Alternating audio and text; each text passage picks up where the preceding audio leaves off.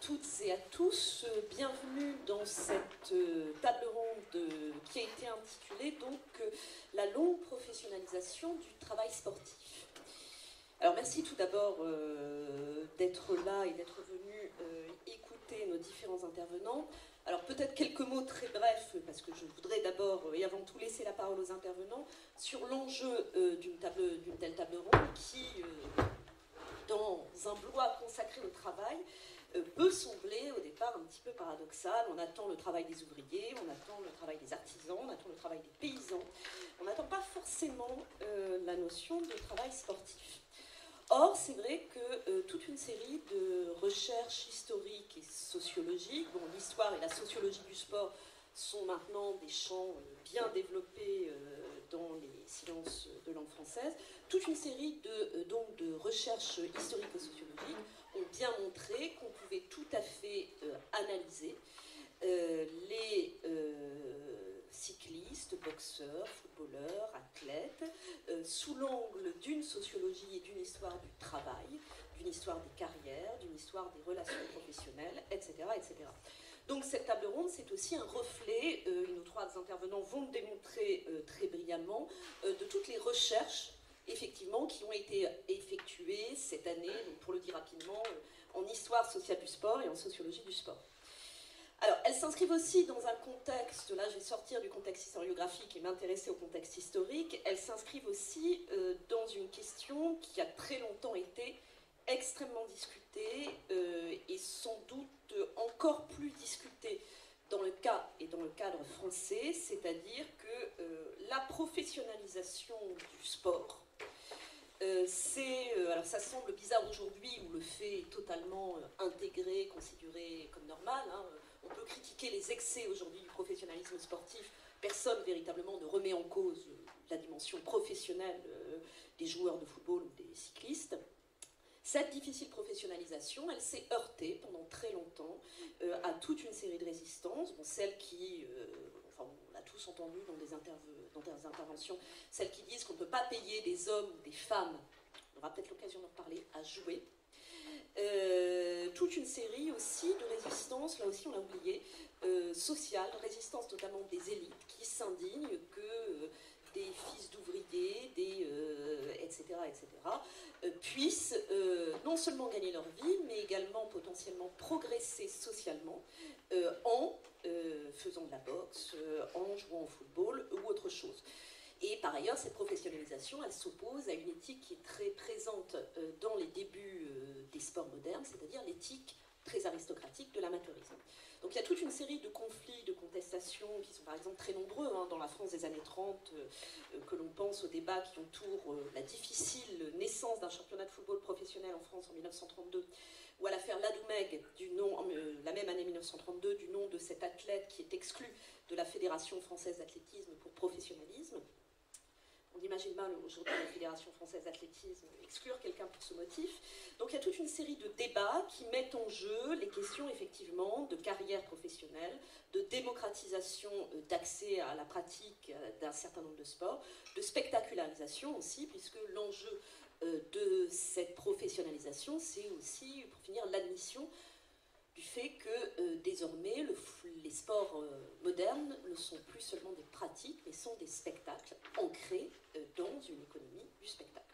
En même temps, et c'est ça je pense qui va être extrêmement intéressant dans cette table ronde, cette dynamique de professionnalisation du travail sportif, elle est variable en fonction des contextes, elle est variable en fonction des champs sportifs, il ne se passe pas tout à fait la même chose en cyclisme, en boxe, en rugby. Elle est valable aussi, je suis très contente qu'on ait l'occasion aujourd'hui de l'aborder, en fonction des types de professionnels sportifs. Effectivement, on pense spontanément aux joueurs, cyclistes, athlètes, mais on aura l'occasion de voir que cette professionnalisation, elle se pose pour d'autres acteurs du monde sportif, les entraîneurs ou, en l'occurrence, les arbitres. Alors, pour traiter ces différentes thématiques, je vais vous présenter très rapidement les différents intervenants. Alors, de ma gauche à ma droite, François Desrochers-Carnero, je ne sais pas s'il y a encore besoin de le présenter, vice-président très actif de la PHG, auteur d'une très très belle thèse, je sais, j'y 2004-2012, et qui a publié en 2020 aux éditions du Détour un livre intitulé « Les Bleus et la coupe de Copa à Mbappé ». Donc là, on sera plutôt sur le côté football. Ensuite, Sylvain Ville, maître de conférence à l'université de Picardie Jules Verne, est auteur en 2016 d'une thèse sur le théâtre de la boxe, histoire sociale de la boxe anglaise professionnelle à Paris et à Londres. Vous pouvez trouver un certain nombre de ses articles sur le portail Cairn, un très bel article par exemple sur Georges Carpentier. Il a dirigé aussi, je pense que ça peut aussi nous intéresser, avec Anaïs Albert et Clive de Plumosil, dans la revue Tracé, un numéro sur déplacer les frontières du travail. Donc la boxe. Et enfin, à ma droite, Alexandre Joly, doctorant au sein du Sherpa à l'université d'Artois, enseignant en EPS et qui vient d'achever une thèse, elle sera soutenue dans quelques semaines, le 9 novembre à Arras. Donc une thèse intitulée « Les arbitres dans le football professionnel français, de l'amateurisme au semi-professionnalisme, 1955-1995 ». Donc ce qui va nous permettre de nous déplacer à la fois en termes de période, mais aussi en observant d'autres acteurs que les joueurs ou les boxeurs. Alors pour commencer, peut-être une première question aux trois intervenants. Dans votre période et pour le champ sportif que vous étudiez, pourquoi devient-on professionnel? Et surtout, quels sont, je l'ai un petit peu évoqué, quels sont les enjeux et les débats qui entourent la question de ce passage au professionnalisme au moment où vous l'étudiez? Je ne sais pas qui veut commencer. Bon, oui, Sylvain. Bonjour à tous, merci pour l'invitation. Donc, moi, je suis plus spécialement... donc, mon période d'études porte sur les années 1880 aux années 1930, donc la première vague en fait de l'espace sportif en France, tel qu'il s'est structuré.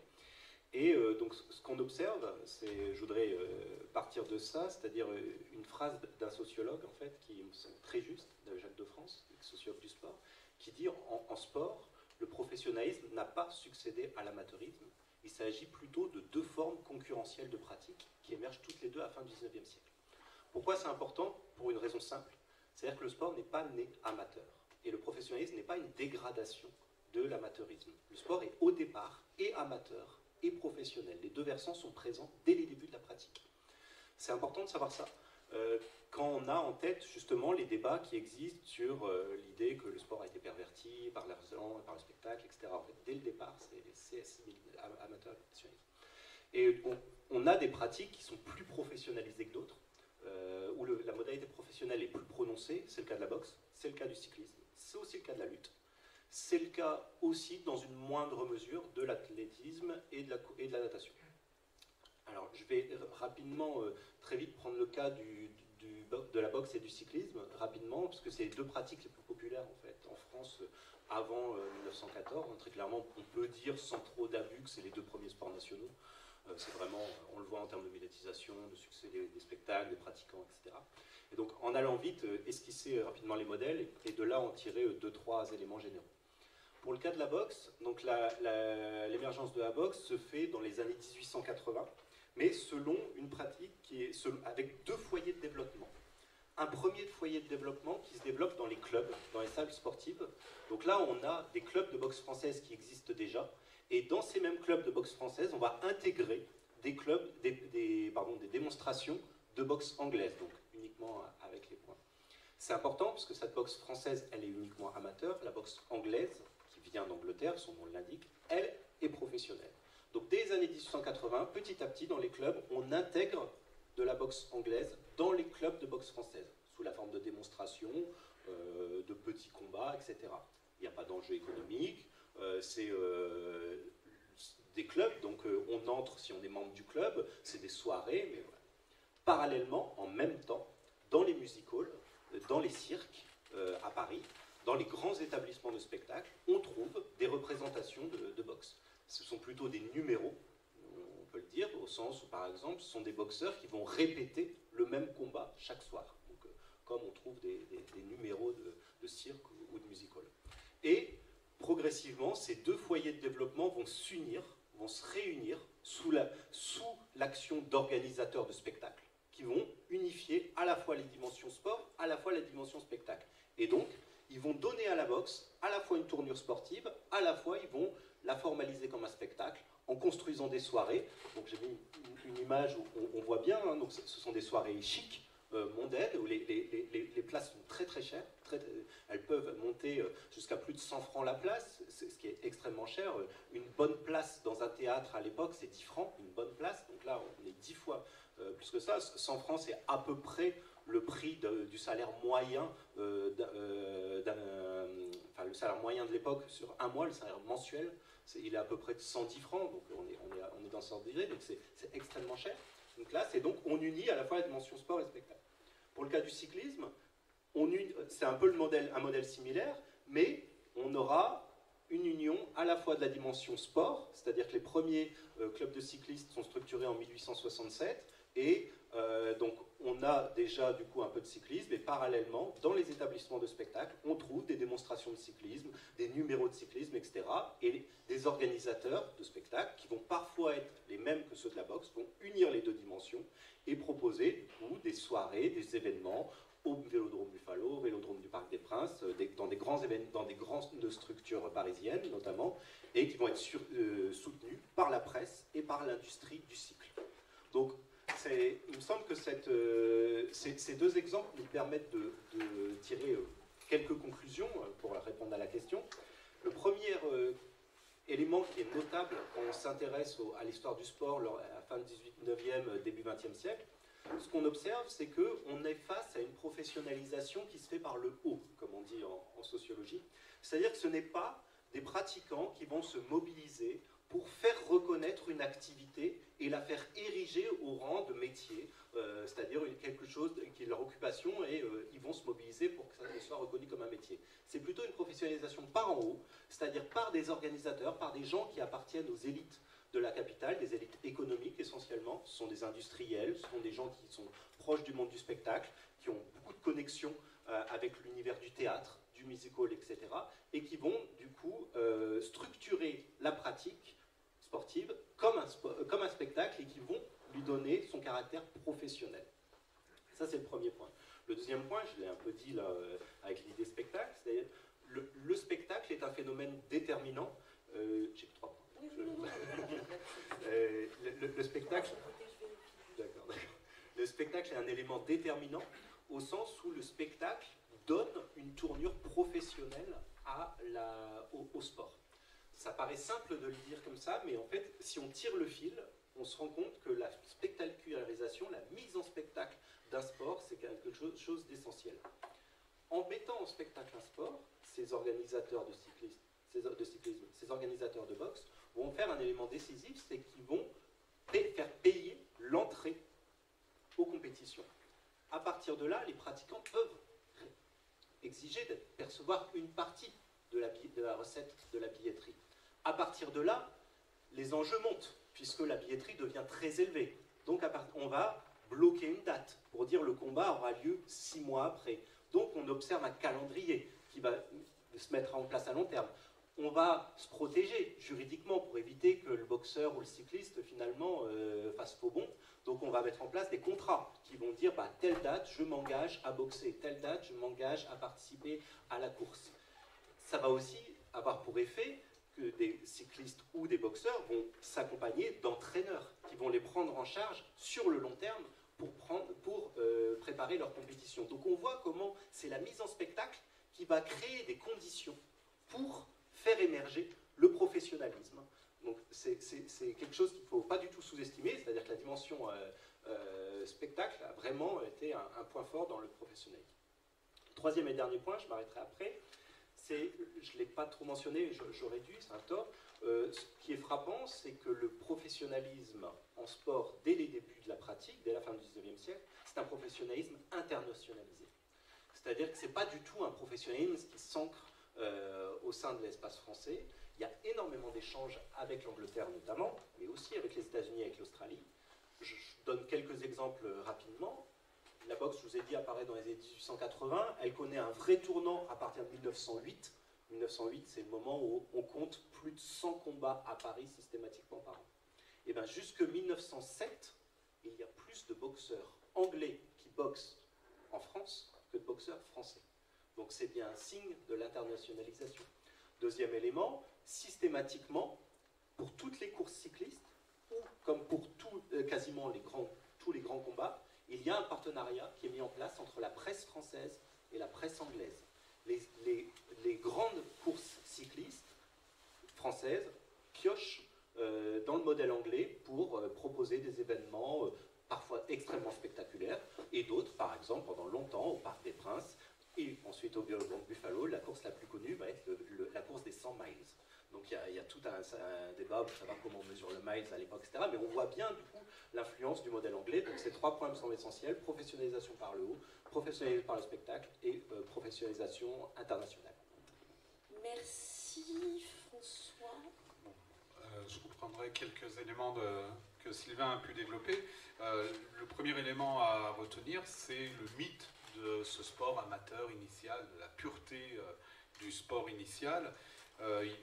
Dans le football, il y a des professionnels dès l'enracinement finalement du football en France.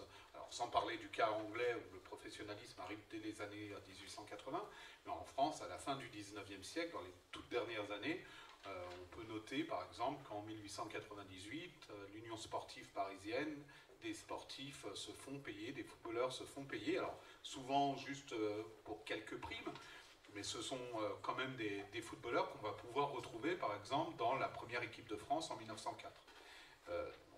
C'est vraiment le sport initial est déjà impur si jamais le professionnalisme devait être traité de la sorte. Donc le phénomène du professionnalisme est ancien, le phénomène de l'amateurisme marron l'est tout autant. Par amateurisme marron, on entend un amateurisme de façade qui finalement cacherait assez difficilement le fait que certains sportifs puissent vivre de leur art. C'est le cas de Jean Ducret, qui sera ensuite capitaine de l'équipe de France, qui, à l'issue d'une très belle saison, semble-t-il, on n'a pas les images, mais une très belle saison en 1907-1908, reçoit une prime de 100 francs. On a vu l'importance de cette prime, enfin de ce montant. Une prime de 100 francs de la part de son club des Batignolles. On a surtout le cas qui est totémique quasiment de Pierre Chériguès, qui est la star du football français d'avant la Première Guerre mondiale et immédiatement après la Première Guerre mondiale, qui est une véritable vedette que notre collègue Julien Sorez a pu étudier dans un article sur le vedettariat du football. Pierre Chériguès, c'est un gardien qui ose faire des sorties un petit peu audacieuses, un petit peu hasardeuses, et donc ça crée du spectacle. Et bien Pierre Chériguès, il vit entièrement de son art, de son talent, avant même la Première Guerre mondiale. Il connaît plusieurs clubs, mais dès lors qu'il commence une carrière d'élite, il reste fidèle à son club du Red Star.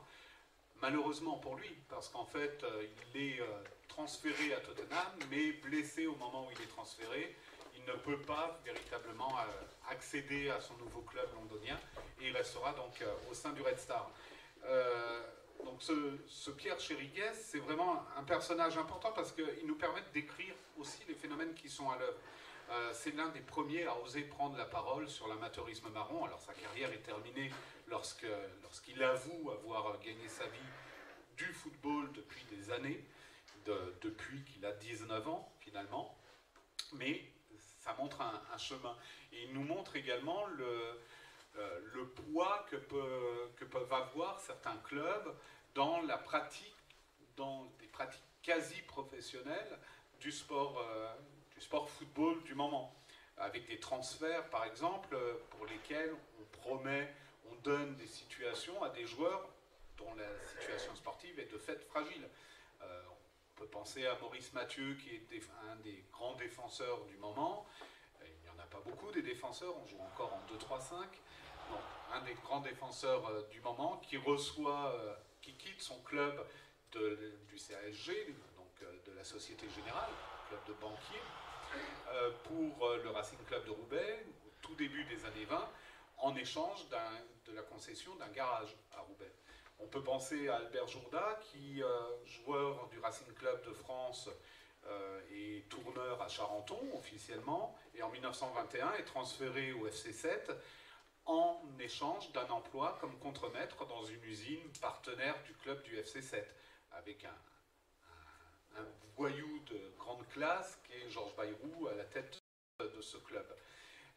Lequel Albert Jourda, 3 ans plus tard, est renvoyé du FC7 et par la même occasion renvoyé de son usine dans laquelle il se trouvait être contremaître.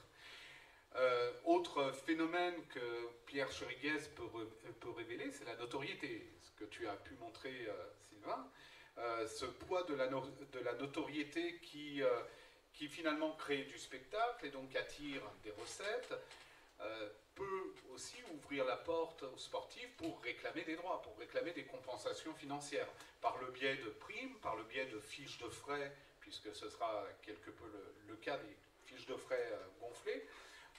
Toujours pour en revenir à Pierre Chériguez, on a l'exemple, c'est l'image du sportif qui arrive à la Fédération française, à la 3FA, au lendemain de matchs internationaux, avec des fiches de frais médicaux et une béquille. Une fois la fiche de frais médicaux remboursée, eh bien les béquilles, il les retire et il sort du bureau sans ses béquilles.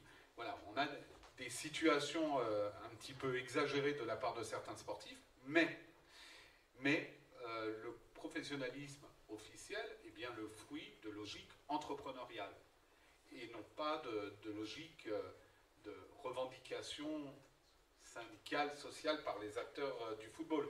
Le match de football est devenu à un moment plus populaire au début du XXe siècle, avec un gap certainement situé autour de 1907-1908, un moment où il y a une transition véritablement vers la popularisation du football et une popularisation qui est largement densifiée et augmentée par la Première Guerre mondiale. Ce qu'a pu montrer Paul Dietschi aussi avec le Cafard et le Pinard, enfin, un des articles qu'il a consacrés au football pendant la Première Guerre mondiale. Donc il y a ce jeu de l'offre et la demande en termes de spectacle qui aboutit inévitablement, finalement, à la pratique du racolage, qui est dénoncée dès le début du XXe siècle. Et c'est une pratique qui est bien le fait de patrons de club, et non pas le fait des joueurs eux-mêmes. Ce ne sont pas les joueurs qui réclament d'être racolés, mais bien des patrons. Alors, à ceci près quand même, que parmi les dirigeants de club qui racolent, il y a des capitaines d'équipe, et je pense à Julien Duréard, entre autres, dont la personne est encore un peu floue, mais qui nécessiterait qu'on puisse approfondir son rôle dans le recrutement de certains joueurs dans les clubs parisiens au début du XXe siècle. Donc on aboutit à une intersaison qui est une véritable foire aux footballeurs. Le mercato n'est pas une invention contemporaine, ultra contemporaine. Le mercato a bien un siècle. Face à cela, on a des dirigeants fédéraux qui sont somme toute assez hypocrites, avec des sanctions parfois prises contre les joueurs, avec des débats internes à la fédération, des commissions fédérales, mais le grand tournant, il a lieu en 1928-1939, et il est le fait surtout d'un homme d'industrie, d'un capitaine d'industrie, Jean-Pierre Peugeot.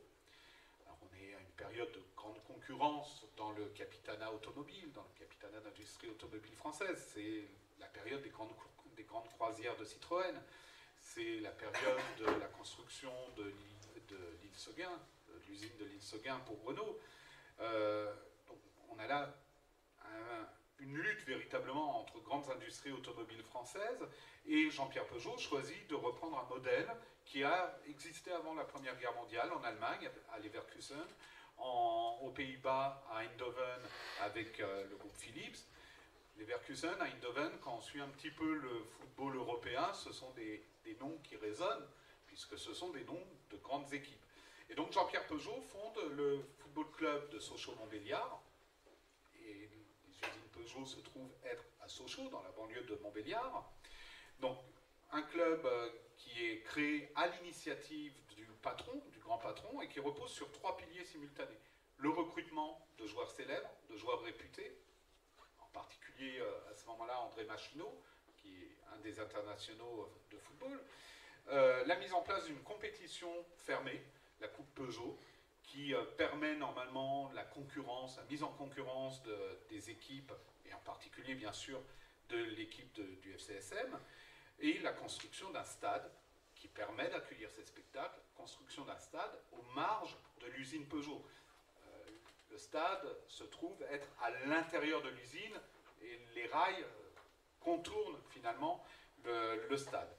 Alors, dès lors qu'on a ce coup d'éclat, la Fédération française n'a d'autre choix que de se pencher sérieusement sur la question et ce passage en force vers le professionnalisme, expression qu'Alfred Wahl et Pierre Lanfranchi ont pu utiliser dans leurs travaux sur justement cette question pécuniaire, sur cette professionnalisation, eh bien ce passage en force, il se traduit d'abord par le statut du joueur professionnel adopté en 1931 et surtout par la création en janvier 1932 du premier championnat de football professionnel avec 20 clubs dans lesquels évoluent 306 joueurs professionnels, dont les 2 tiers sont des Français. Et on revient à cette idée de l'internationalisme du sport. Et donc on voit bien que c'est bien une revendication de sportifs, bien plus que une revendication de sportifs, mais une décision de patron. Merci. Alors Alexandre Joly, pour une période un petit peu et un type d'acteur un petit peu différent. Bonjour à tous. Donc moi je vais avoir un regard centré sur l'arbitre de football. Donc François évoquait justement que le championnat, enfin les footballs professionnels les footballeurs étaient professionnels depuis 1932. Certains arbitres de football ne sont professionnels uniquement que depuis 2016. Donc vous voyez que c'est vraiment très récent. Et donc moi, dans le cadre de ma thèse, j'ai étudié comment on est passé de ce statut d'amateur, qui au final a duré durant quasiment l'intégralité de la période, à ce statut très récent de professionnel. Et j'ai justement montré ce passage de l'amateurisme au semi-professionnalisme, qualifié par notamment des dimensions de compétences, et j'aurai l'occasion d'en évoquer, de temps plus important consacré à cette activité. Mais du coup, durant l'intégralité du XXe siècle, les arbitres de football ont un métier à côté de leur activité, mais par contre, progressivement, de plus en plus de compétences, de plus en plus de temps vont leur être demandés. Donc c'est véritablement une longue professionnalisation des arbitres de football, et moi je me spécifie plus particulièrement sur... pas forcément... Non, pas forcément besoin. Moi, je me focalise sur le second XXe siècle, donc la deuxième partie du XXe siècle, où il y a une professionnalisation des arbitres qui s'opère, et déjà on peut se demander pourquoi durant cette période-là, et pourquoi pas durant les années 30 comme les footballeurs. Il y a plusieurs phénomènes. Déjà, il y a des enjeux sportifs et économiques qui sont d'autant plus grands après la libération, qui vont accentuer l'importance des décisions de l'arbitre sur le résultat des matchs. Deuxième facteur, c'est la diminution progressive du nombre de buts.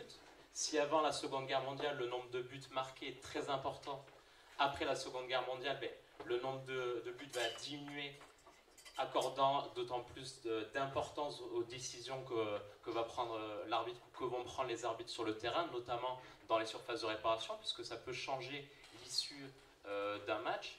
Également la médiatisation des rencontres, et ça a été évoqué, et notamment avec la télévision, où les décisions de l'arbitre vont être visibles. Il va y avoir l'émergence des ralentis qui vont placer ces décisions de l'arbitre véritablement sous un filtre médiatique, et avec une nécessité pour les instances de l'arbitrage, qu'elles soient françaises ou internationales, à travers les différentes Coupes du Monde où il y a eu certains événements contestables. Je vous renvoie notamment à la Coupe du Monde 1966 en Angleterre, qui vont ramener justement ces modifications dans l'arbitrage.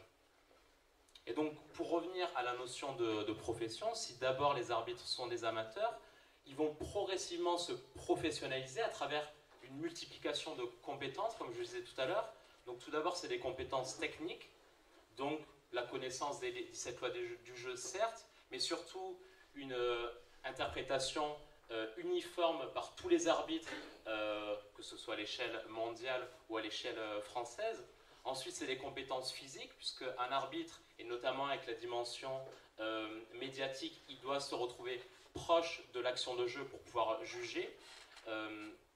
Et Et par rapport à ça, justement, il va y avoir la mise en place dans les années 70 de tests physiques, du test de Cooper, pour que les arbitres deviennent progressivement des sportifs et nécessitant chez eux un entraînement particulier pour devenir arbitre de football. Également, un autre type de compétence qui va progressivement arriver, et donc là, l'acteur phare par rapport à cette compétence, c'est Michel Vautreau, c'est la compétence managériale, la capacité à gérer des acteurs, à gérer des situations de crise, à faire aller un match à son terme avec différents événements qui se passent durant cette rencontre, et ces compétences managériales qui vont surtout apparaître à partir des années 80.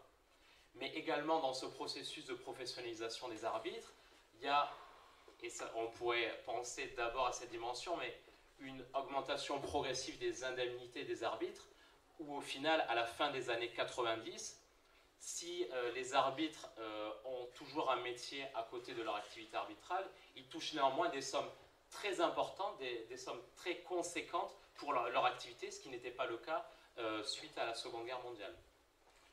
Un autre aspect important, c'est le temps consacré à cette activité parallèle d'arbitrage, qui va également augmenter de plus en plus. Donc on a parlé de compétences techniques, de compétences physiques, il va y avoir de plus en plus de formation, de plus en plus de soins, un peu comme les joueurs professionnels, les arbitres vont avoir accès à des kinés pour la récupération, vont être de plus en plus formés chaque semaine, et c'est quelque chose qui va s'amplifier d'autant plus tout au long du second XXe siècle et qui va participer à ce processus-là. Voilà. Donc, durant la période que j'étudie, pour résumer, c'est les arbitres ne sont pas des professionnels de manière statutaire, mais dans une approche interactionniste de la sociologie des professions, ils ont tendance à s'en rapprocher à travers certaines compétences développées. Voilà.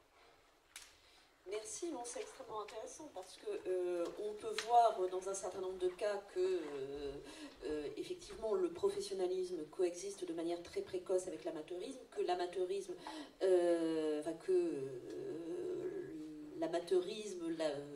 est très vite en fait travaillé par des logiques professionnelles, et on voit en effet, on pourrait avoir quelquefois l'impression que ce processus il est surtout actif temps de constitution des champs sportifs, donc entre la fin du 19e et le premier 20e siècle. Et ce qui est très intéressant aussi avec le cas des arbitres, c'est qu'on voit que ce processus de professionnalisation, sans le dire, ou sans aller exactement jusqu'au bout, il se poursuit pour un certain nombre d'autres professions jusque tard dans le 20e, voire dans le 21e siècle. Alors, il y a un deuxième point qu'on pourrait aborder ensemble, c'est-à-dire en fonction de la date, alors plutôt fin 19e, début 20e, jusqu'à l'entre-deux-guerres, plutôt second 20e siècle, sur ce qu'est, au fond, une carrière professionnelle, une carrière de boxeur professionnel, une carrière de footballeur ou d'arbitre semi-professionnel à la date de vos terrains. Combien de temps ça dure? Est-ce que c'est exclusivement, le métier de footballeur, de boxeur, de cycliste est exclusif de tout autre? On a eu déjà des éléments de réponse avec François, le fait qu'on est dans des systèmes d'activité mixtes. Comment ça se termine et sur quelles sont les possibilités de déboucher, si j'ose dire, quand se terminent ces carrières, qui, peut-être plus encore qu'aujourd'hui, où finalement on peut prolonger des carrières sportives, pas jusqu'à 95 ans bien sûr, mais quand même relativement tard. Y a-t-il une vie après ces carrières professionnelles, à un moment où ces carrières professionnelles donc, ont tendance à s'arrêter plus tôt que ça n'est le cas aujourd'hui? Alors pour Sylvain Ville, qu'est-ce qu'il en est? Alors, merci. D'abord, il faut souligner un point, c'est-à-dire que pour la période 1890-1930, ce qui m'intéresse, on connaît très mal les sportifs professionnels, mais vraiment très mal. C'est-à-dire qu'il y a extrêmement peu de travaux sur le sujet. Donc, les travaux menés sont difficiles, puisque les sources pour retrouver les individus ne sont pas simples. Donc, je m'y suis attelé pour le cas de la boxe. Donc, j'ai retrouvé 153 boxeurs professionnels avant 1914. Et donc, d'abord, il faut dire qui ils sont, en fait. Avant de pouvoir dire les conditions de pratique, il faut dire rapidement qui ils sont. Sur ces 153 boxeurs, ce qu'on peut dire, c'est que déjà, ces boxeurs sont jeunes quand ils sont en activité. C'est énorme, mais ils ont 23 ans à peu près en moyenne. Donc c'est un premier point. Deuxième élément, pour le cas de la boxe, mais c'est vrai pour d'autres sports, les premiers professionnels sont parisiens. C'est-à-dire que le foyer de développement du sport professionnel, c'est Paris. Troisième point important, l'origine sociale de ces boxeurs professionnels. En reconstituant, donc grâce aux états civils, aux actes de naissance, donc j'ai pu faire ça, ce qu'on constate, c'est qu'ils appartiennent majoritairement aux classes populaires, mais, élément important, ils n'appartiennent pas au sous-prolétariat. Ils appartiennent à ce qu'on appelle les fractions les plus stabilisées des classes populaires. Ce que un sociologue Olivier Schwartz appelle les couches non démunies des classes populaires, c'est-à-dire c'est cette fraction stabilisée, où du coup on trouve des métiers dedans, donc à l'époque, comme menuisier, comme boulanger, comme épicier, mais aussi les ouvriers du livre.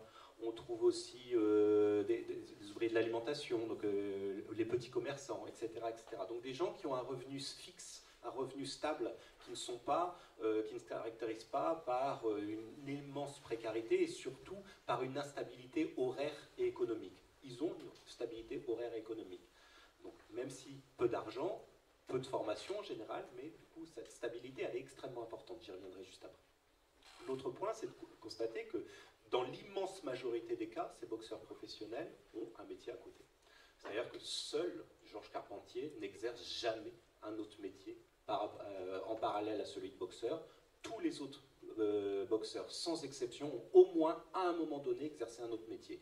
Mais selon les succès de la carrière, on peut arrêter un métier et être que boxeur. Voilà, tout dépend du succès. Donc une fois qu'on a dit ça, on peut dire très vite sur la carrière. Donc, ce qu'on constate, c'est qu'un boxeur professionnel, avant 1914, il livre 9 combats par an. Donc ça veut dire à peu près un combat par mois, puisque la saison de boxe va de octobre à juin à peu près, donc on est sur un combat par mois. Les revenus sont extrêmement hétérogènes.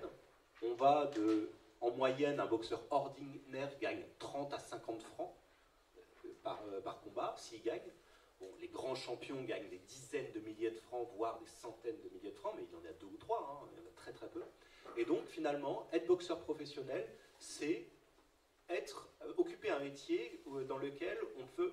c'est occuper 2 métiers, un métier en dehors de celui de boxeur, et le métier de boxeur, et percevoir un revenu complémentaire à son métier.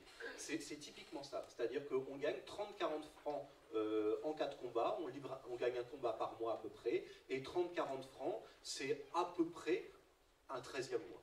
Donc, quand on regarde ces boxeurs à côté, ils exercent grosso modo les mêmes métiers que leurs parents, c'est-à-dire menuisier, cuisinier, mécanicien, etc. Et donc, ils livrent une carrière de boxeur professionnel avec l'idée, du coup, d'exercer une activité qui leur apporte un revenu complémentaire d'un 13e mois, essentiellement. J'insiste juste sur le fait que vraiment cette disparité des revenus, puisque les grands champions, je répète, là sont dans des sommes extraordinaires, et dans ce cas-là, c'est le cas qu'on retrouve dans d'autres métiers, c'est-à-dire le succès permet d'abandonner le métier parallèle, ce qui est intéressant parce que c'est le même cas que les cas des professions artistiques notamment, où on a par exemple des gens qui ont un second métier, qui sont écrivains et qui à côté en général sont enseignants ou quelque chose comme ça. Bon, il y a le métier de subsistance qui est en général enseignant, et le métier de vocationnel qui est écrivain. C'est ce que constate sociologue, par exemple, actuellement. Bon, sur le cadre du sport professionnel, c'est l'inverse. C'est-à-dire qu'on a le métier de subsistance qui est finalement le métier à côté, mais le métier de boxeur n'est pas pour autant un métier vocationnel. Comment je le déduis de ça? C'est-à-dire que les boxeurs, dans les sources déclaratives, lors de l'acte de mariage, lors de les registres matricules, merci, les registres matricules, etc., ils ne se déclarent jamais boxeurs professionnels. Donc c'est bien un signe qu'ils ont intériorisé l'idée qu'ils ne sont pas boxeurs professionnels. Ils sont autre chose, ils déclarent menuisier, etc. Et le métier de boxeur est un métier qu'on occupe pour faire un 3e mois, et puis bon, pour d'autres raisons, mais le fait ça apporte un 3e mois. Merci pour François, le footballeur. Alors, retrouve là encore des pistes énoncées. À la création du championnat de football professionnel, on a 3 types en gros de joueurs, 3 types de situations. Il y a ceux qui restent totalement amateurs, ils l'étaient précédemment et ils le restent totalement. C'est le cas de quelqu'un qui apparaît comme le phénomène de l'amateur pur dans les années 30, à savoir Georges Verriest, qui, outre le fait qu'il est capitaine du grand club, du Racing Club de Roubaix, club important pour l'époque, et aussi le fils du propriétaire de la plus grande boucherie de Roubaix. Il deviendra commerçant en viande. Il fera des allers-retours assez souvent aux Halles pour cela. Donc Verriest, c'est l'amateur. Il refuse de changer de club et il refuse de se faire payer. Et puis parmi ceux qui restent amateurs, il y a aussi ceux qui le sont totalement parce qu'ils ne l'ont jamais été. Les amateurs marrons, qui perdraient trop à devenir des professionnels officiellement. Ils risqueraient d'avoir une baisse de salaire finalement. La deuxième situation, ce sont ceux qui sont pros sans l'être tout à fait, comme le dit un journal de l'époque. Donc une solution hybride avec l'idée d'un job, pareil, un moyen de gagner sa vie, et puis à côté de ça, un job vocationnel. C'est le cas d'Alex Thépaut, qui est douanier et joueur de l'équipe de France. Marcel Pinel, qui travaille dans une banque. Edmond Delfour, marchand forain. Bon, je ne vais pas multiplier les cas, mais bon, il y en a beaucoup. Et puis il y a aussi les jobs étudiants, tous ces jeunes de 19-20 ans qui choisissent le professionnalisme pour financer leurs études. On a par exemple Jean Gautroux qui est transféré à Roubaix alors qu'il suit ses études dentaires à Paris et qui ne s'entraîne jamais avec son club de l'Excelsior de Roubaix. Parce qu'il est rejoint finalement que le week-end, pour les jours de match. On a le cas de Pierre Ornu qui avait été bien étudié par Pierre Lanfranchi. Pierre Ornu qui est étudiant en droit, qui donc à Montpellier, et qui est transféré à Mulhouse pour jouer au foot. Et une fois à Mulhouse, il s'inscrit au barreau de Mulhouse. Il finit ses études et il s'inscrit là, au barreau. Et puis, troisième situation, il y a ceux qui sont exclusivement des pros, qui parfois étaient des amateurs marrons auparavant. C'est le cas de Jacques Mérès, qui prétend pourtant que rien n'a changé avec le grand tournant. Les choses ont un peu changé quand même, puisqu'on traverse la grande crise économique des années 30, du début des années 30, et les affaires de Jacques Mérès périclitent. Donc il en profite pour accepter de devenir professionnel au sein de son club du Red Star. Ça tombe bien, c'est une période de césure. Ensuite, le statut professionnel crée de nouvelles relations sociales à l'égard du patronat, à l'égard des dirigeants de clubs dans ce monde du travail qui est en train de naître. 1932, c'est la création du football professionnel, en même temps que se crée une amicale des joueurs, une sorte de confrérie sportive qui apporte une aide aux joueurs en difficulté, aux footballeurs en difficulté. Ça n'est pas plus que cela. En revanche, quelques années plus tard, arrive le Front populaire. Et le football n'est pas exempt des conséquences du Front populaire, de cette ambiance, de ce moment 1936, de ce moment Front populaire, avec la création d'un syndicat des joueurs professionnels de football association en septembre 1936. Alors ce syndicat-là, il lance des préavis de grève. On a une grève des pieds croisés, qui est proposée, c'est une autre expression, en novembre 1936, lors d'un Paris-Budapest, puis quelques mois plus tard, en janvier 1938, lors d'un France-Belgique. Alors ces préavis ne donnent pas conséquence, ils ne sont pas suivis, mais il y a quand même l'idée que les footballeurs puissent faire pression sur les dirigeants pour se faire entendre sur des revendications qui se limitent finalement à des questions salariales et à la question de l'encadrement des transferts. La véritable syndicalisation, elle n'arrive que 25 ans plus tard avec la création de l'UNFP, de l'Union nationale des footballeurs professionnels, qui est un syndicat très important parce que c'est certainement aujourd'hui l'un des syndicats les plus mobilisateurs. Le métier de footballeur professionnel est l'un des métiers les plus syndiqués. On est autour de 95-96%, si mes souvenirs sont bons. C'est énorme.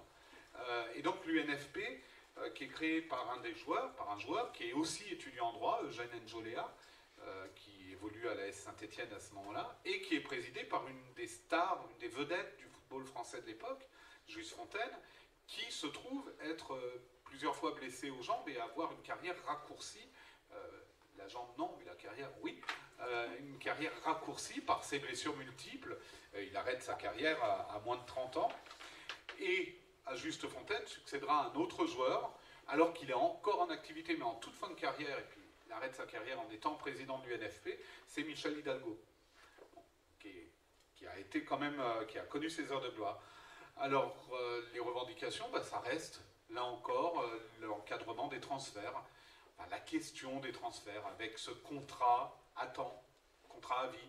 Jusqu'alors, les joueurs de football dépendent entièrement des clubs, puisqu'ils sont à leur disposition jusqu'à l'âge de 35 ans. Les clubs peuvent décider de garder, de jeter ou de tenir au chaud un joueur jusqu'à 35 ans. Le joueur n'a rien à dire, ni même sur un transfert, sauf pour les joueurs les plus connus, du type de Raymond Kopa, par exemple.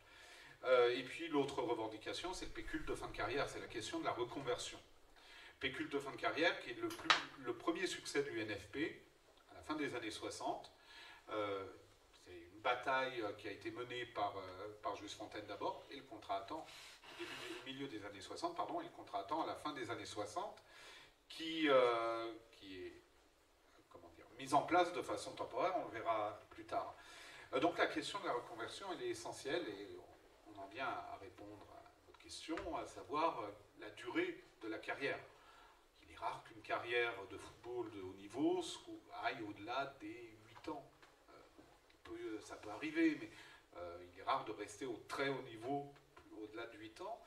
Et donc il faut envisager très très vite, à peine est-on s'élève, doit-on envisager cette question de la reconversion. Alors on peut profiter des réseaux du monde du football en restant dans ce monde-là, par exemple en devenant entraîneur.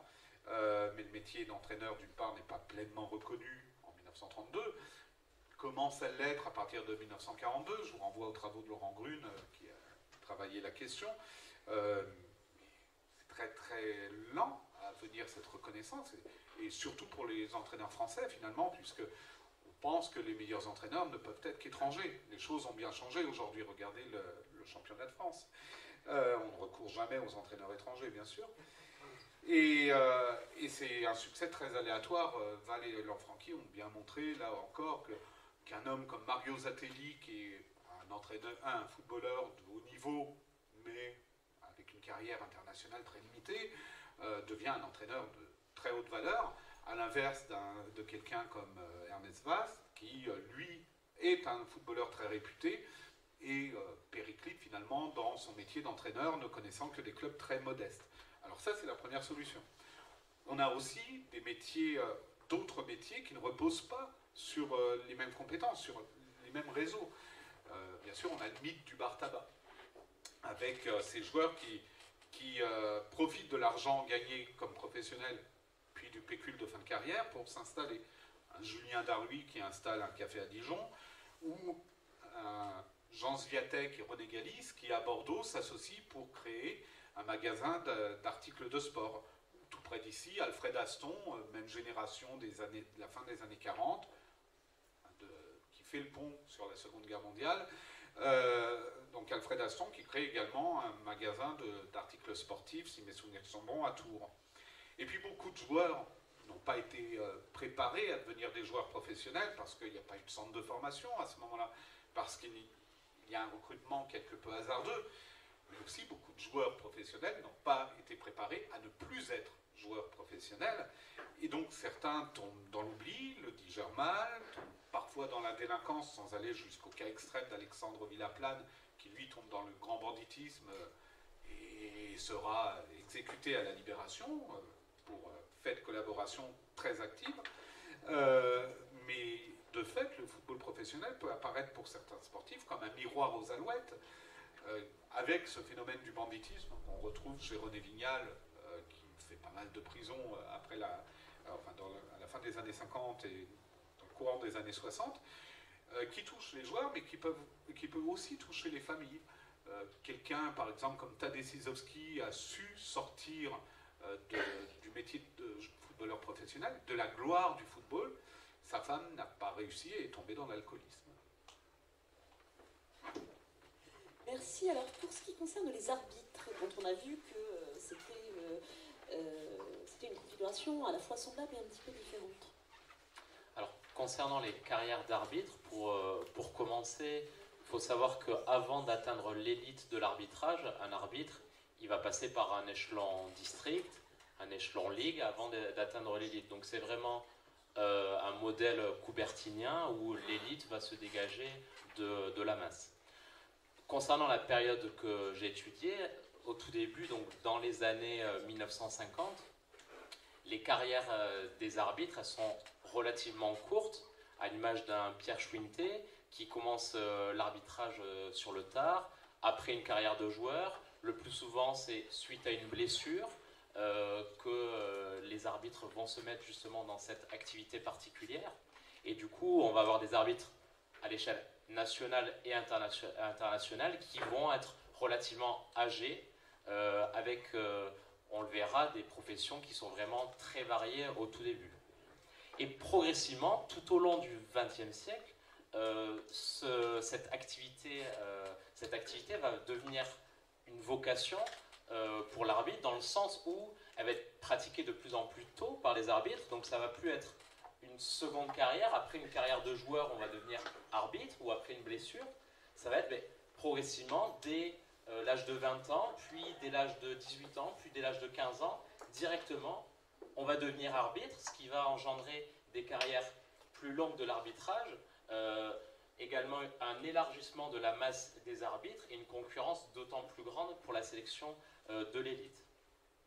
Également, concernant l'évolution de ces carrières, je l'évoquais tout à l'heure, c'est le temps consacré à l'arbitrage. Si au début, les carrières sont disparates, comme je l'évoquais, avec certains arbitres de l'élite qui sont, comme Pierre Schwinté, contrôleur des impôts, ou Michel Kitabjian qui est mécanicien, ou par exemple Jean Tricot qui travaille à la SNCF, on a vraiment différents profils sociologiques des arbitres qui vont faire que pour certains, en fait, ils ne vont pas avoir la possibilité d'avoir beaucoup de temps à consacrer à l'arbitrage, notamment pour les entraînements, pour la formation.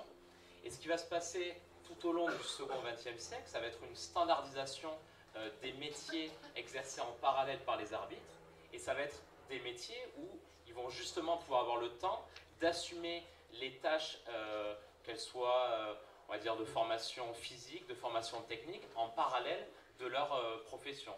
Donc dans les années 70, 1970, 1980, progressivement, on tend vers des arbitres de l'élite qui vont être plus des fonctionnaires, qui vont avoir des fonctions libérales, et donc des professions des arbitres qui vont se rétrécir progressivement.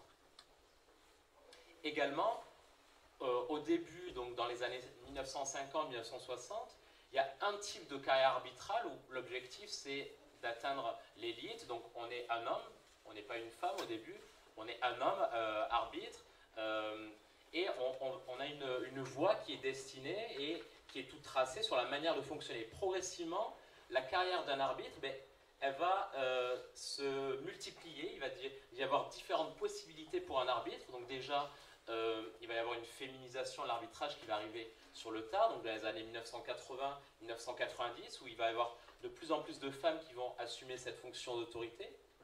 Comme je l'évoquais tout à l'heure, il va y avoir de plus en plus de jeunes également, ce qui n'était pas le cas avant. Donc, dès le plus jeune âge, on va pouvoir se lancer dans l'arbitrage.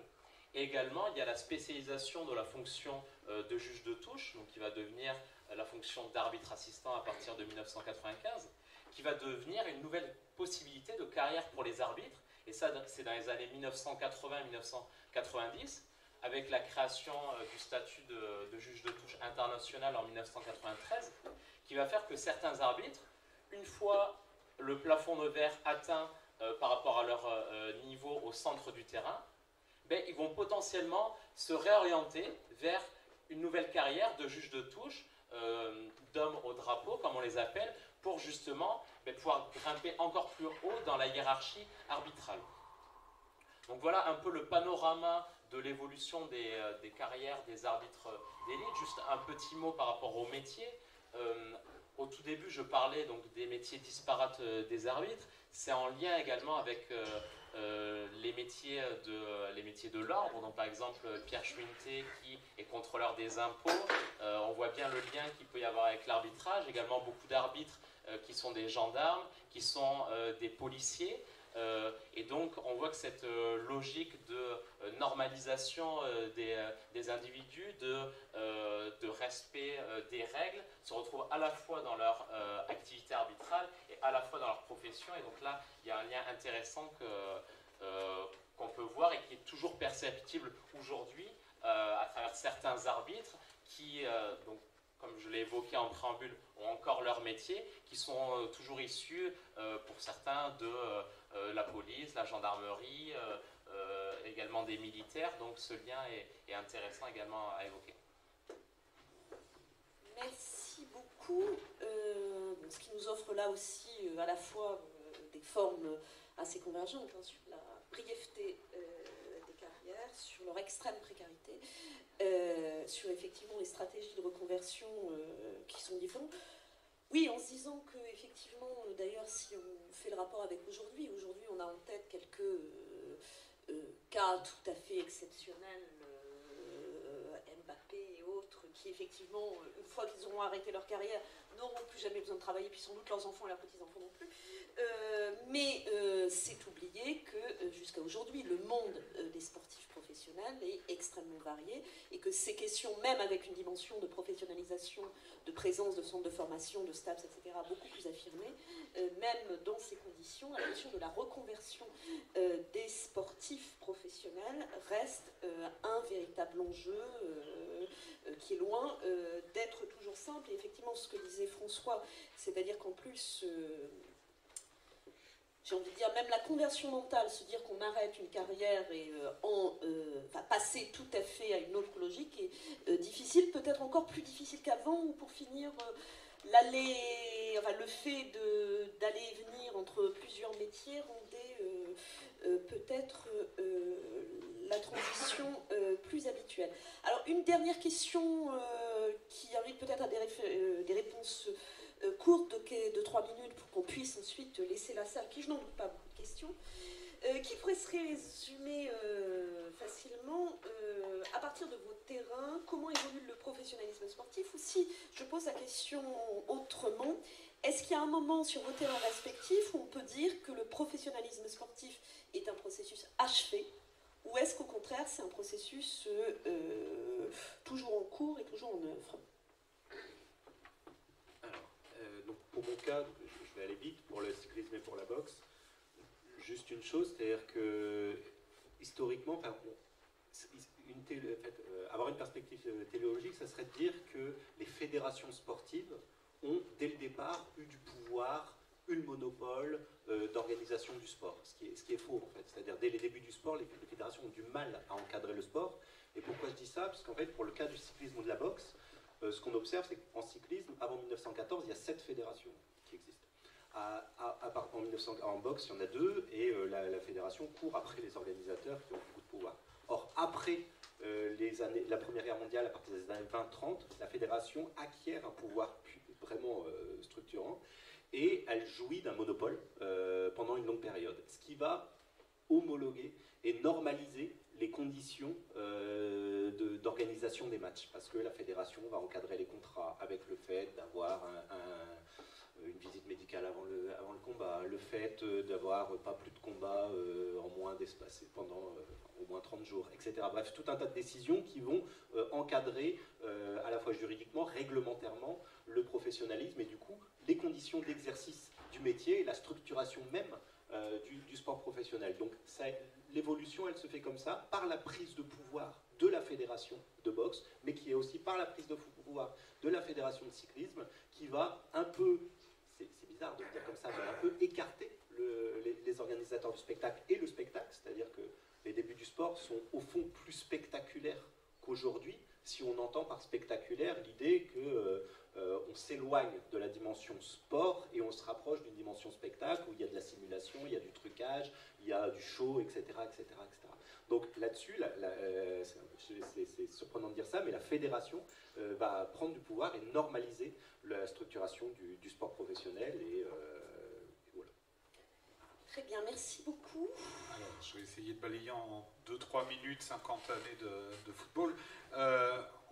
En gros, 1932, c'est la naissance du professionnalisme, mais la professionnalisation, il faut attendre le tournant des années 60-70 pour l'avoir véritablement mise en place avec la création de centres de formation et des centres de formation de plus en plus satisfaisants, de plus en plus durs pour accéder au métier de footballeur professionnel. Il ne faut pas oublier de façon un peu provocatrice finalement qu'il est plus difficile de devenir joueur professionnel de football en France que d'entrer à Normal Sup.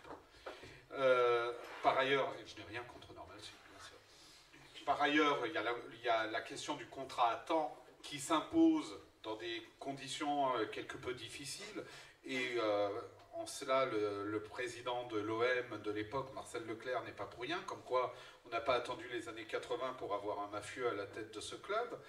Et puis surtout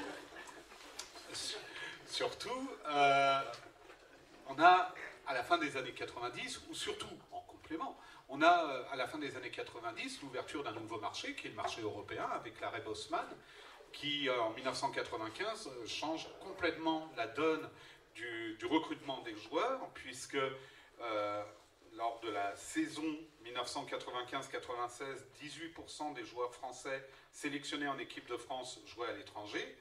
2 saisons plus tard, en 97-98, ils sont 63%. Donc on a vraiment le goût de l'Europe qui arrive dans le championnat de foot, dans le football français plus exactement.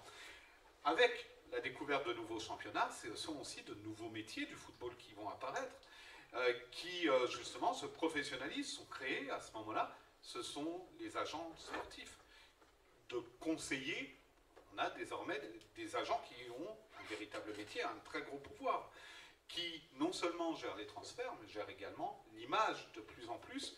Et on est, alors ce n'est pas une question nouvelle, le vedettariat, et on a bien vu avec Pierre Chériguez que la question de l'image était déjà centrale dans le rapport que pouvait avoir le football et la question pécuniaire, mais de fait, l'image, avec les réseaux sociaux, bien sûr, comme champ d'amplification, devient une partie intégrante du métier de footballeur. Il suffit que Kylian Mbappé, pour reprendre l'exemple cité tout à l'heure par Marion Fontaine, il suffit que Kylian Mbappé dise qu'il a un bouton à l'oreille droite pour que ça fasse la une des journaux, la une de Twitter, la une de Facebook, la une d'Instagram, la une de TikTok. Et sur TikTok, en plus des vidéos, bon bref.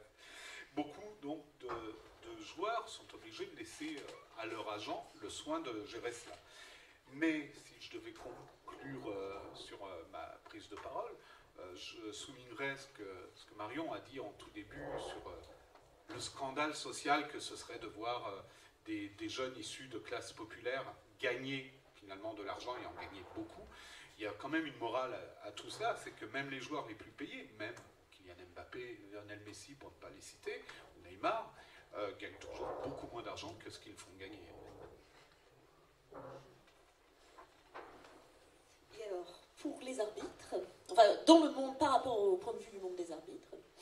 Alors du coup, moi je vous ai beaucoup parlé du second XXe siècle, mais il faut savoir qu'il y a un processus très rapide de professionnalisation au début du XXIe siècle qui va s'opérer sous la DTNA présidée par Michel Vautreau, donc avec la création des conseillers régionaux en arbitrage, avec la création d'un syndicat des arbitres fédéraux d'élite qui va venir en plus de l'Union nationale des arbitres de football qui était historiquement le syndicat des arbitres. Et donc ce syndicat des arbitres d'élite qui va lutter pour une augmentation très significative des indemnités qui va aboutir, comme je vous le disais tout à l'heure en préambule, à certains arbitres qui sont désormais salariés de la fédération en 2016. Mais pour autant, pour répondre à la question de Marion Fontaine, le processus de professionnalisation, il n'est pas encore achevé, puisque au vu de son aspect très récent, et ça ouvre d'autres enjeux également, toute la dimension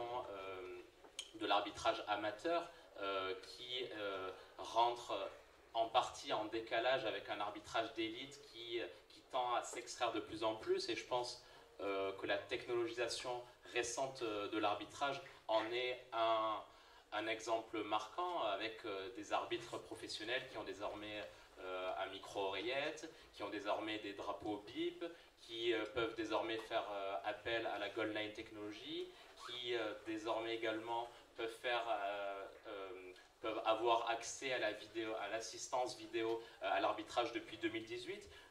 Donc un fossé véritablement sépare de plus en plus ce monde de l'arbitrage amateur et ce monde professionnel. Et justement, donc pour conclure ce propos, mais c'est vrai que la récente technologisation de l'arbitrage est intéressante à étudier en lien avec cette professionnalisation récente des arbitres et pourra, si vous le souhaitez, aussi faire l'enjeu de questions. Je vous remercie. Merci beaucoup à tous les trois. Je pense qu'on a eu des éclairages aussi à la fois différents et tout à fait complémentaires, me semble-t-il. Et ben, je laisse la parole à la salle. Alors, il n'y a pas de micro, mais bon, la salle n'est pas très grande. Et vous pouvez tout à fait vous exprimer librement. Ah ben voilà, je vois qu'il y a plein de mains qui se lèvent. Monsieur. Oui. Merci beaucoup pour cette table ronde passionnante. J'ai une question qui porte sur le regard politique jeté sur la professionnalisation du sport. On a tous en souvenir le fait que au moment des Jeux Olympiques, en particulier les pays de l'Est, professaient un amateurisme pur, et que pour les pays d'Occident c'était un petit peu différent. Et donc dans la France en particulier, la Troisième République, oui, est-ce que c'est une question, la professionnalisation des boxeurs, des footballeurs, et est-ce qu'on retrouve les clivages qu'on pouvait retrouver à l'international, avec par exemple un PCF qui aurait été absolument hostile à cette professionnalisation? Tu réponds, si je veux? Non, on répond tout de suite. Oui, on peut peut-être répondre en fonction de celui qui se sent le plus à l'aise. Comme tu veux. Bon, je fais vite. Vous pouvez répondre tous les deux. Allez, moi, je fais vite. Alors, complètement. L'un des enjeux au niveau politique pour la boxe et le cyclisme, c'est que c'est des sports qui ramènent énormément d'argent. Donc, il y a la taxe sur les spectacles. L'enjeu, c'est l'impôt. Comment on va imposer ça? Et donc, par exemple, le PDC se positionne clairement pour une taxation ferme de ces entreprises. C'est des entreprises qui organisent les spectacles. Et donc, pour que ça soit une rente plus importante. Donc, c'est là-dessus, notamment, qu'ils vont jouer. Après... par exemple, la figure de Carpentier, de Georges Carpentier, elle est intéressante parce qu'il est. Alors, je fais attention parce que ma voisine est spécialiste de lance, alors je fais très attention. Je ne suis pas spécialiste de Georges Carpentier. Non, mais parce qu'en fait, il est capté par Émile Bali, qui est le maire de Lens. C'est pour ça. Capté beaucoup de gens aussi. Voilà, donc je fais attention. Ça n'a rien d'étonnant. D'accord. Je ne défends pas non plus Émile Bali. Non, mais je faisais attention à ce que je disais. Voilà, donc ils vont être en même temps séduits par le côté, justement, ils sont de milieu populaire, donc ils représentent une forme d'ascension sociale qui passe par une voie autre que l'école, donc justement la gauche va se saisir de ça, mais en même temps, l'ennemi, c'est pas les boxeurs ou c'est pas les cyclistes, entre guillemets, l'ennemi, c'est les organes. Et donc, c'est par l'impôt notamment qu'on voit les débats les plus houleux politiquement, à quel montant il faut fixer cet impôt. En complément très rapide, le problème c'est le sport spectacle, c'est pas le sport professionnel finalement, ce ne sont pas les professionnels sportifs. Le sport spectacle qui est dénoncé par la gauche, par le Front populaire surtout, dans son ensemble, comme étant un sport possible, mais c'est pas le vrai sport. Le vrai sport c'est celui de la masse, et finalement la gauche, les municipalités d'abord, puis le gouvernement et Léo Lagrange, entre autres, choisissent de mettre en place des structures permettant à tous de faire du sport et non pas à certains pour être vus par tous. Monsieur. Merci, Marodia, merci pour cette présentation très riche avec plein d'exemples concrets. Je voulais savoir, j'avais une question qui concerne la professionnalisation, mais plutôt en termes de rationalisation des entraînements, des pratiques de nutrition, ou même des modalités de repos. Alors à quel point on l'observe dans vos domaines respectifs? Alors, concernant le monde de l'arbitrage, ça va venir, je l'évoquais pour la dimension physique, mais à partir des années 1970, 1980, donc vous avez tous à l'image un Robert Wurtz qui va révolutionner cette dimension athlétique chez l'arbitre de football, et suite à ça, il va y avoir cette mise en place du test Cooper, et du coup, en lien avec cette dimension physique, on va penser récupération de l'arbitre qui est désormais un sportif, bientôt un athlète, on va penser à sa diététique, et on va avoir une modification du corps en conséquence, de corps qui pouvaient être pour certains bedonnants, mais on va passer à des corps qui vont être de plus en plus sveltes, et ça va s'observer de ce type concernant l'arbitrage, et ça va s'accentuer avec la professionnalisation au début du XXIe siècle, comme je disais, où les tests physiques vont devenir de plus en plus difficiles, où on va passer sur des yo-yo tests, ça s'appelle, donc vraiment très difficile, et cette dimension qui va même remplacer la limite d'âge, puisqu'à la base, il y avait une limite d'âge pour les arbitres de football qui n'existe plus. Maintenant, c'est juste être en capacité de remplir les conditions physiques des tests physiques. Est-ce que l'un de vous deux, ou Oui, les deux? très vite aussi. Du coup, pour les boxeurs et cyclistes, en fait, ce qui est flagrant, c'est que finalement, ils s'entraînent peu. C'est-à-dire qu'un boxeur professionnel s'entraîne 2 à 3 fois par semaine. Ce qui est vraiment peu. C'est-à-dire c'est l'entraînement actuel au niveau départemental, régional. Par contre, dès lors qu'on a la possibilité de se passer d'un autre métier, ce qui est le cas donc, de quelques champions, là, on s'entraîne tous les jours, avec une rationalisation de l'entraînement extrêmement poussée. Mais par contre, ce qu'on constate, c'est que les étrangers, notamment les Américains et les Anglais, sont beaucoup plus rationnels dans leur entraînement que les boxeurs et les cyclistes français, ils sont pris pour modèle.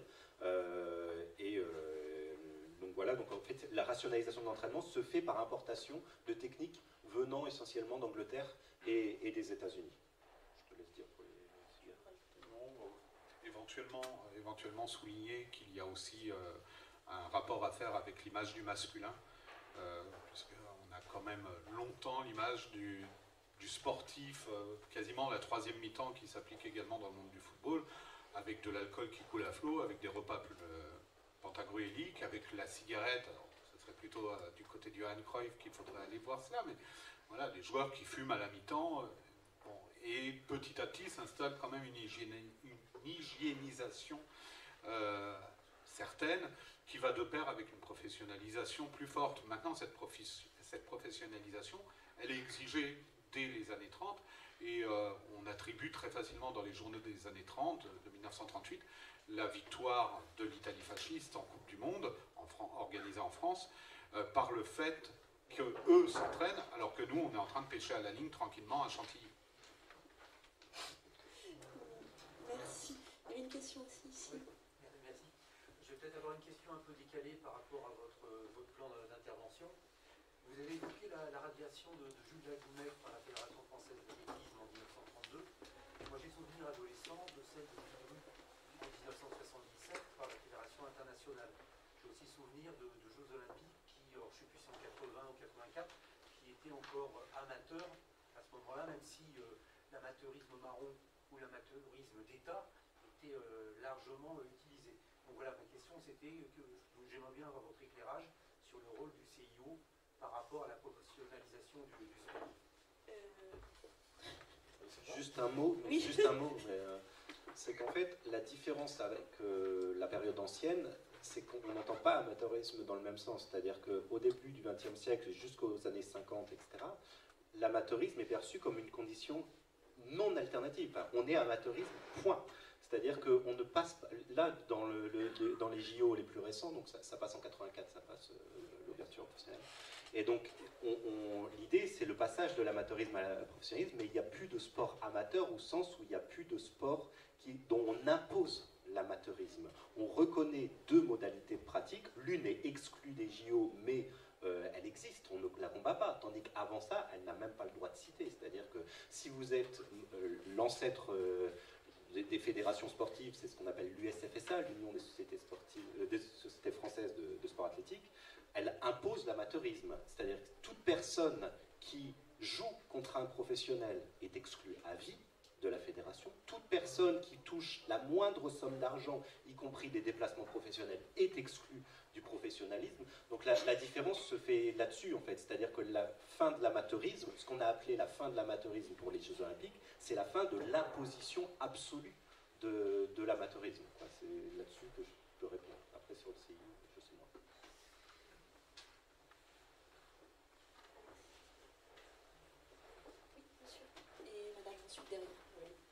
pour élargir un peu, sortir un peu de vos domaines qui sont passionnants, j'aime beaucoup le foot, mais est-ce qu'il y a des sports où on peut dire qu'il n'y a pas de professionnalisme? Je ne sais pas, moi, quand on voit le tir à l'arc, tir au pistolet ou le plongeon, je ne vois pas d'où d'où peuvent venir les revenus pour payer les sportifs. Là encore, je vais répondre un petit peu de façon provocante. Il y en a, mais je pense que même les champions régionaux de tir à l'arc à la flamande, c'est un sport très particulier, on tire à l'arc en hauteur, la cible est en hauteur, et ils reçoivent des primes. Ils ont, comme un concours de belote finalement, on reçoit une prime pour les champions. Et donc l'amateurisme est déjà trahi aux yeux du SFSA, ce serait une trahison de l'amateurisme. Pour compléter ce que dit François, également, par exemple en planche à voile, un sport où on pourrait dire qu'il n'y a pas... Et en fait, ça marche avec les sponsors, où on va recevoir de la part des sponsors du matériel, tout le matériel qui va être payé, l'ensemble des déplacements, et au final, on rejoint cette idée qu'évoquait François, où c'est pas un sport qui va coûter de l'argent, et donc on va avoir une rétribution, même si elle est des fois que matérielle. Et puis du coup, pour répondre de manière un peu décalée, si on prend par exemple la boxe actuellement, il y a à peu près 250 boxeurs professionnels actuellement, il n'y en a aucun qui vit de sa pratique. Donc il y a Tony Yoka, donc il y a un bavard, mais voilà, sinon il n'y en a aucun qui vit de sa pratique. Donc finalement, oui, ils sont professionnels, ils ont le statut de professionnel, mais ça n'empêche qu'ils ont un autre métier à côté. Donc, vous voyez, en fait, du coup, c'est compliqué de dire à partir de quand on est professionnel, etc. Et à l'inverse, en athlétisme, il y a des coureurs de haut rang qui ne sont pas reconnus comme professionnels, qui gagnent des primes par les courses, qui sont kenyans, qui sont marocains, qui sont soudanais, etc. Donc, c'est difficile, en fait, à partir de quand on peut considérer comme professionnel et amateur. Et oui, il y a des sports, je pense que c'est un cas récent, là, il y a eu le premier combat de MMA, Mixed Martial Arts, professionnel. C'est-à-dire juste que cette année, c'est 2020, je crois, le premier combat, c'était amateur, jusque-là. Madame Derrière. Moi, c'était une question par rapport justement au temps de carrière et à la professionnalisation, par rapport au centre d'entraînement et de formation des footballeurs, où dès leur recrutement au plus jeune âge, ils touchent déjà des salaires pour s'entraîner. Alors pas tous, mais un certain nombre, surtout dans les clubs de Ligue 1. Et ce qui pose aussi le temps de cette carrière, qui se retrouve sur une carrière extrêmement courte, parce que beaucoup d'entre eux ne seront pas professionnels, alors que pendant leur temps de formation, ils étaient professionnels. Et donc ça joue aussi sur des questions de reconversion, de concurrence dans la reconversion. Alors il y a une injonction à suivre des cours, etc. C'est une injonction, la réalité est tout autre. On ne peut que confirmer, si ce n'est que ce ne sont pas toujours des salaires. Alors ça dépend du statut aspirant stagiaire. Lorsqu'un enfant entre à 13 ans dans un centre de formation, il n'est pas salarié. Donc, on ne peut pas parler de salaire. Mais en revanche, très rapidement, il touche des primes.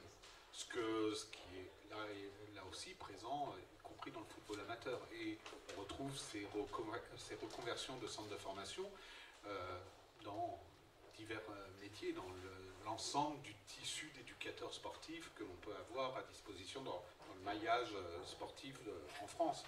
Oui, je pense qu'il faut retenir ça.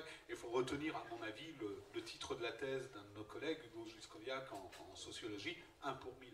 Il n'y en a qu'un pour 1000 qui réussit à devenir professionnel, c'est-à-dire pas attaquant vedette du PSG. 1 pour 1000, c'est jouer dans la dernière petite équipe de Division 2 ou de Ligue 2, pardon, ou de National. Quelle est la proportion de jeunes venus d'autres pays d'Afrique en particulier dans ces centres de formation, et combien vont rester en France parce que leur carrière leur stable? Alors, la proportion actuelle, je ne sais pas. En revanche, il y a beaucoup de joueurs venus de pays... beaucoup de joueurs d'origine étrangère qui ne sont pas étrangers. On a une image qui peut être faussée par le discours lepénisé qu'on a depuis 25 ans sur le monde du football, qui reprend des anciennes des années 30, d'une part. D'autre part, il y a beaucoup d'académies qui se sont installées dans les pays, entre autres les pays africains, mais également pays asiatiques, qui servent finalement de relais avec les centres de formation et qui permettent de ne pas délocaliser la formation, de garder une formation sur place. Oui, une question est derrière aussi, monsieur. Merci déjà pour vos interventions. Moi j'avais une question sur le rôle des paris sportifs dans la professionnalisation du sport. Je pense en particulier à la boxe. Est-ce que ça a permis de générer des revenus pour permettre des salaires? Et d'un autre côté, est-ce qu'on a dû professionnaliser les sportifs ou les arbitres d'ailleurs pour éviter des problèmes de trucage, etc. C'était ma question.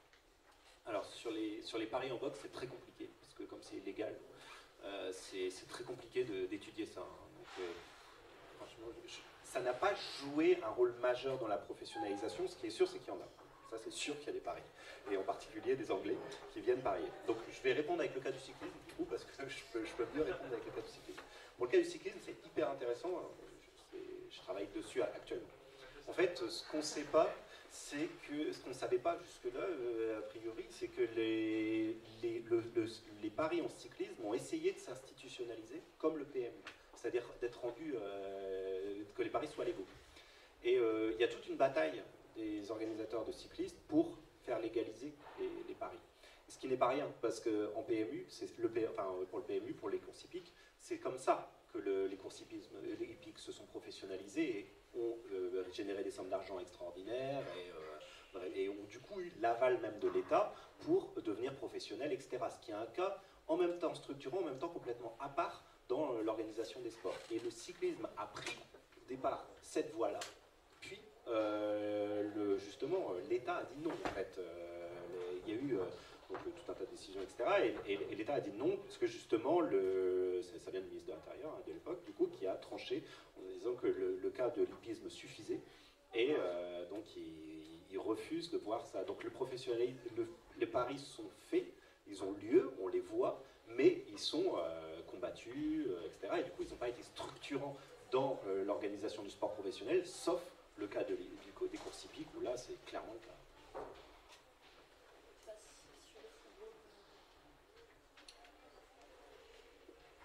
Alors peut-être que François va mieux connaître cette partie-là que moi, mais lorsque dans le football les paris sportifs vont devenir utilisés, moi je sais que dans le cas de l'arbitrage, ça va permettre, il y a toute une partie de l'argent qui va être généré de ces paris sportifs qui va être dirigé vers justement une modification de l'arbitrage avec des indemnités plus conséquentes qui vont être données aux arbitres de football, et donc ça va participer, mais c'est une partie de cet argent de la fédération.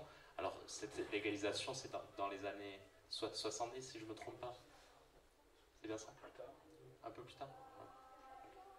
Légalisation des paris sportifs, c'est 90. Ça a commencé 75, je crois, sur Monaco. Oui, c'est sur un ou deux matchs de temps en temps. Mais... On pouvait faire des paris en passant par Monaco, mais c'était encore illégal en France. Voilà. Monsieur a toutes les méthodes. Si vous voulez un peu de trafic. 83, on n'arrive pas. Oui, le loto sportif. Mais c'était pas spécifique au foot. Il y a une question là-bas tout à l'heure, madame. Oui, j'avais une question qui se rapportait plus à des questions d'égalité d'accès à la professionnalisation du sport, notamment avec, on voit qu'actuellement de plus en plus de pratiques sont ouvertes aux femmes. Je pense notamment dans l'actualité à la pratique de la course par équipée pour la féminine pour la première fois. Bon, même si voilà, on a vu que les primes qu'elles ont eues à l'arrivée étaient quand même 20 fois inférieures à celles de leur homologue masculin, donc ça pose d'autres questions, mais là n'est pas le débat. Mais du coup, je me demandais si pour vous, en fait, les moyens mis dans le sport professionnel étaient déterminés par en gros les stéréotypes qui tournent autour des sports. Par exemple, voilà, les stéréotypes de genre qui sont attribués à certains sports et qui expliqueraient que, par exemple, il y a moins de moyens mis dans le sport professionnel féminin, ou par exemple plus de moyens mis dans la danse professionnelle féminine, etc.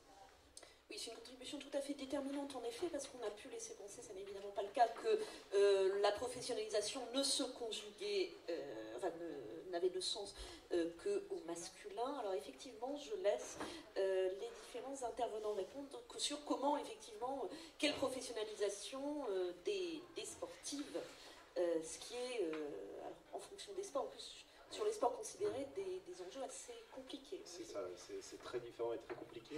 Donc pour la boxe, c'est clairement le cas. Alors ce qui est intéressant justement dans le cas de la boxe, c'est qu'on observe donc il n'y a pas de boxeuse professionnelle avant les années 20, clairement il n'y en a pas. Par contre, il y a des boxeuses de spectacle.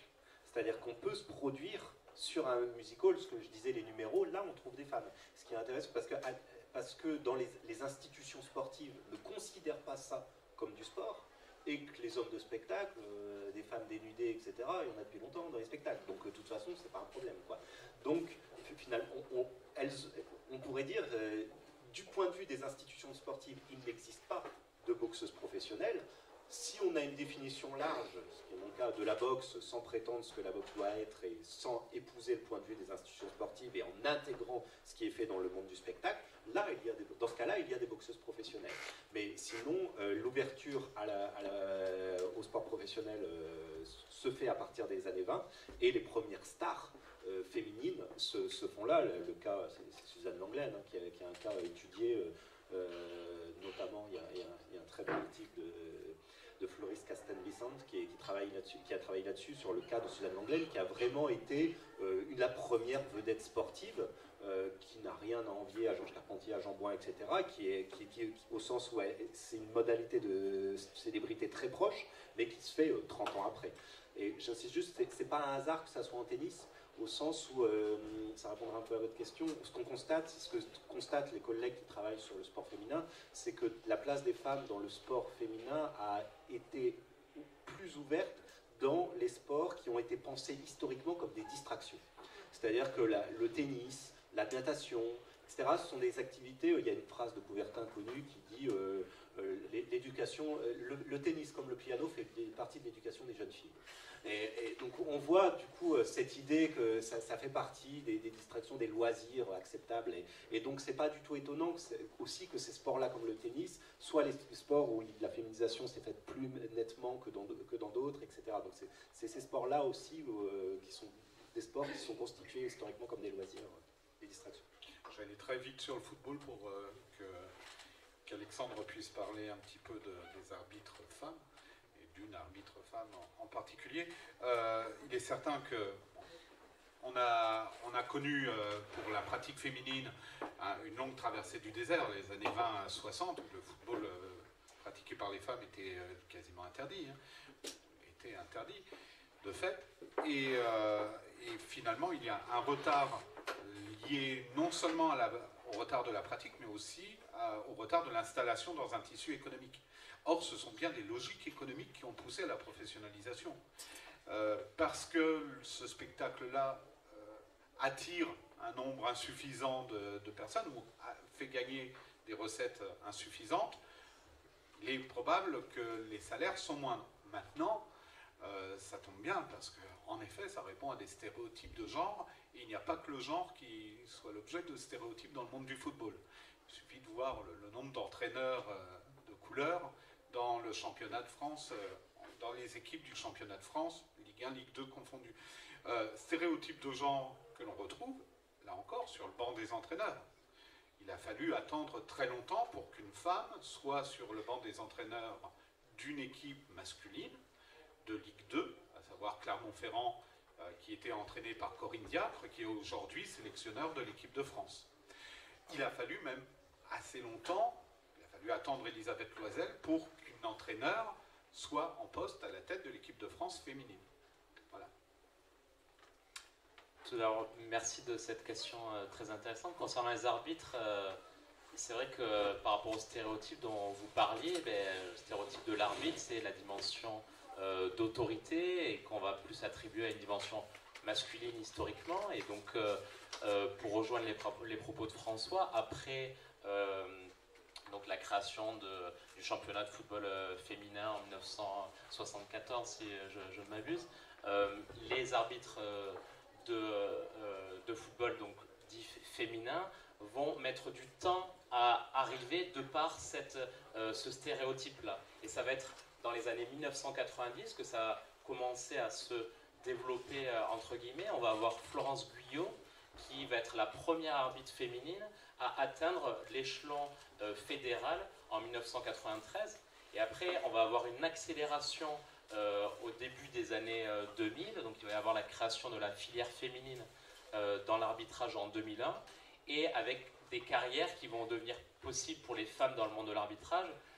Pour la plus connue d'entre elles, donc vous savez actuellement, elle a dirigé donc la finale de la Coupe du Monde féminine, et son nom vient de me sortir de l'esprit.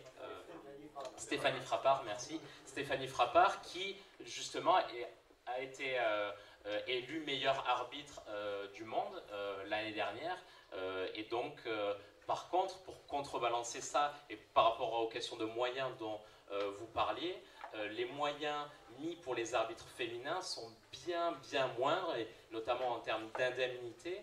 Les arbitres qui évoluent désormais dans la D1 féminine, j'ai eu accès à ces indemnités, c'est de l'ordre de 20-30 fois moins que ceux des arbitres masculins. Donc on ne met pas encore les mêmes moyens pour les... et donc c'est quelque chose en cours également de développement, alors qu'on demande... d'autre part, les mêmes, par exemple en termes de conditions physiques, on demande les mêmes tests physiques, les mêmes attentes d'un point de vue théorique au niveau des connaissances des lois du jeu, mais par contre, pas les mêmes rétributions, donc encore un décalage très perceptible. Merci beaucoup. Il me reste à vous remercier le public pour son attention, remercier nos trois intervenants pour leurs interventions aussi éclairantes les unes que les autres. Merci.